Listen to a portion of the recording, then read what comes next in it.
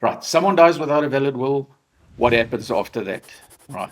Your estate will devolve upon your beneficiaries according to the Intestate Succession Act. And that's the state that lays down specific parameters as to who inherits what. Just to paint you a picture, your wife, you leave your wife behind, and let's say 2 children. Children over the age of 21. Let's just keep it at that. Or age 18. Now the age of majority is age 18. What happens then? If you wanted your wife to inherit and failing your wife, your children, the act changes all that. And then it then depends on whether you were married in community of property or out of community of property. In community of property, just shortly, just to briefly outline for you, your wife will automatically inherit half of your estate, and then what we call a child's share, or 250,000 Rand, whatever is the greater. And then the balance will be divided between your 2 children. However, think of this scenario.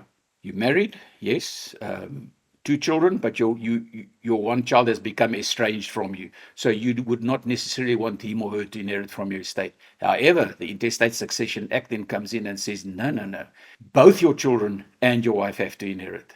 And that, you can imagine what the effect will be. That will be on your wife and your remaining child, where they thought that they would inherit your entire estate. It will then be divided between your wife and your 2 children according to the Intestate Succession Act. If you married out of community of property, your wife, or your estate rather, gets divided into what we call child's portions. And that is, if you are married with a wife and 2 children, your estate will be divided into 3 portions. But then the Act goes further and says your wife will be entitled to inherit either 250,000 Rand or child's share, whichever is the greater.